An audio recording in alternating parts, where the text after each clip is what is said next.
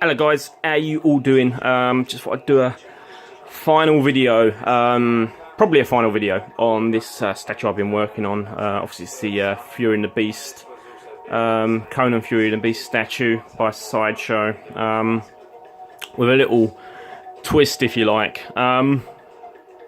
And yeah, if you would have seen my previous videos, I did 3 parts to this, basically showing the statue of you know, and how I received it.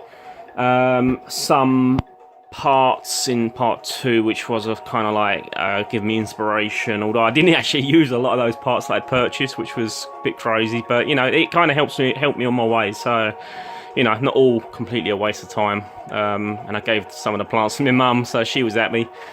And the third part was, I think it was basically up on the base with, I think I had the arrows in there. So yeah, I didn't think I was really gonna have this done, or more or less done, for maybe a few weeks. I was gonna wait until, you know, I get paid and that, because the figure was working out quite expensive just for a hand. But I decided to just go with it. I thought sod it, because I have got a habit of starting other little projects and getting kind of I start buzzing for other things, and then I'll leave it. And I thought, no, I want to get this done. This is a really cool piece. So I went ahead and got the hand, attached it the other night. And yeah, this is basically it. I did actually do a bit more work with the base as well, which I'll show you in a second. But as you can see, I mean, I have to be quite far back to get this in shot. It's such a huge piece now. You know, this is as big as a life-size bust, easily, if not bigger, when you go to the top of that axe. So it's a big piece. Let's have a look. Let's go and have a look at it. So, like I say, I've done a bit of work on this base, and what I decided to do, I went with my initial plan. You know, I was reading some of your comments, Sparkstron, and a few others as well. You know, you know, sort of, I wanted to go with that kind of, I was going to leave it, and then I was kind of wanted to do it, and I thought, I was just kind of staring at it thinking it'll just look a bit weird with a load of plants kind of plonked on some, you know, a black surface. So even if you didn't see a lot of the sand, it would be a lot more natural to have that under there. So I decided to go with it. I stripped it all back. And then, yeah, we've got this like kind of sandy, you know, bottom going on underneath the actual stone, and the foliage. It goes all the way round. I used real sand, obviously, with this. So yeah, I got that laid down, and then I did actually purchase some really cool moss, some of this moss and some reeds as well, and switch one of the plants out. So I think it looks a lot better, because one of the plants was kind of streaming out, and it was kind of overhanging the base, and I wanted to try and contain everything into the actual, you know, the black base itself. So you get to see some of that black base, you get to see some of the sand, and then, you know, all the foliage and all the kind of leaves, etc., is kind of contained within that base. I think when you've got it kind of overlapping too much, it can just look a little bit chaotic. So yeah, that's kind of like what I went with. I can't spin this thing around, guys. It's just stupidly heavy now. If I put this on a Lazy Susan, it'll probably snap it in half. It's crazy heavy now. But I'll try and do my best to give you a look. We'll just come around here. Got some of that foliage going up the rock itself as well, around the base of the rock. Oh god. And then, yeah, that's pretty much it, really. I like, I just wanted to go with a kind of, a bit of a jungle kind of, like a sandy jungle vibe. That's kind of like the vision I had in my head for some reason, and I thought the colours would work well with the black ape, you know, and the contrast between the sand, the rock, and the colour scheme as well, and with all that kind of like foliage, you know, the green kind of plants, the tropical kind of vibe going on, and the different contrasts, and you know, the leaves just kind of softening it all up a little bit. I just think it works really well. As you can see there, some really nice colours going on. And then after that, it was a case on, I did a little bit of paint work on the actual on the beast, so to speak. So what I did, I don't know whether the camera's really going to pick it up.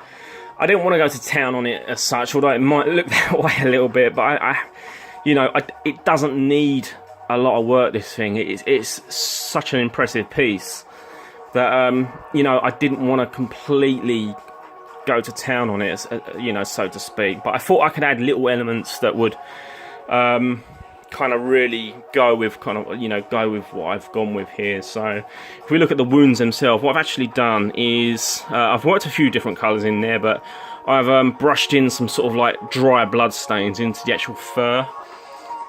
So if we can try and, you can just see a hint.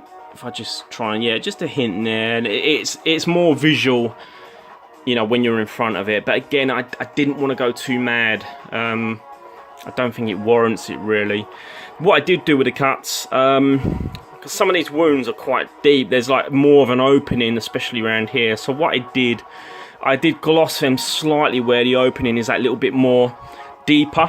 So I epoxied in some epoxy. Yeah. Yeah, basically just sort of livened them up a little bit.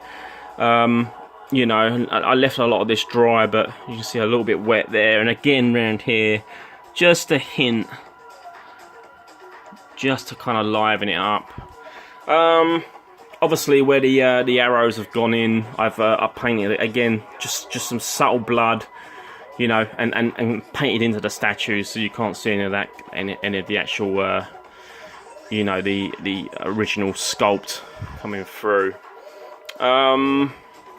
Then after that, what I did actually do is on the actual ape skin, especially on the chest area, I just thought it looked a little bit flat. And when you look at a gorilla's skin or an ape's skin, a monkey's skin, it does have a little bit of a sheen to it. So I went ahead and just in areas I worked in some satin varnish, just to give it a very, very slight sheen.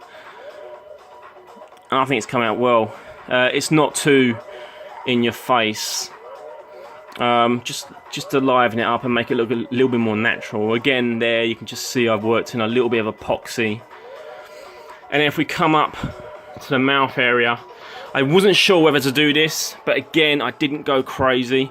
But I have actually worked in some very sort of subtle blood around the edge of the mouth. Around the gum, and then on the sort of corner of the lip here, I've actually got it so it's kind of dripping down, and I've worked it into the fur as well. You know, it's not crazy, it's not in your face, but it's there, and I think it's come out really well. And even with the tongue, I've livened that up as well with some epoxy and worked in some colours on the tongue, actually down the throat as well. You might just be able to capture some of that very, very subtle, almost sort of like dry blood stains on the fur. And then if we go up with the eyes are actually really exceptional on this. But I worked in some epoxy on those eyes just to really bring them to life. You can see they've got a really nice kind of shine to them now. And then I did a little bit of satin finish around the eyelids as well. But yeah, he's looking really cool. And then yeah, after that it was the hand. I went ahead and got it, repainted the hand, and just I've semi-attached it. I semi-permanently attached it for now. I was speaking with Alex from Rad Titan, and he might be able to actually help me out with the axe hand. So I would soon have that because the axe is a lot more impressive. So for this, for now, you know, I'm really happy with it. But If I can do that later on, then I will switch that out and have that more impressive axe. So yeah, big thanks to Alex, actually, really cool guy. You know, does a lot of work for fellow collectors and sort of goes out his way to help people, so I really appreciate that. And hopefully, yeah, we can get that other hand on there. But I'm happy with this, as you know, if that doesn't happen, I'm really happy with kind of what, you know, where this is now. Considering it was just a damaged statue, you know, without its base. Also, as well, what I did do on this one, I think the angle, I've changed the angle a little bit because all the weight goes into his right leg. So I've kind of set it so it looks as though Conan's actually really pulling the ape down. It's got a nice tilt to it, as you can see there. I can't remember. I think the sideshow, once it's on its base, is a lot more straight, but I'd have to double check. But it's got a pretty cool tilt going on, and that is about it, guys. I'm happy with it. I know it might not be everyone's cup of tea, but you know, like especially with the arrows. But like I say, you can take those out. You can sort of do what you like with those. But I think it looks cool. It looks like he's really come under some serious damage and assault. I think it works well. I think the whole piece now, it really does sort of kind of tell a story, and you know, all the kind of different parts complement each other. So yeah, that's my little spin on this statue. I'm pleased with it. You know, I'm glad I've been able to do something with it, because it is a super impressive piece. Like I say, it's not really something I would consider getting, but if I'd seen this in the flesh, I probably would. You know, it's awesome. It really is. You know, some of the detailing on Conan himself, when you look at his muscles, you know, his physique, the veins, you know, it's just so well done. The anger, real anger and emotion in his face. You know, there's no boss-eyed eyes in this or anything like that. This is Sideshow doing really awesome sculpting. You know, putting out a really awesome statue. The paint's tight.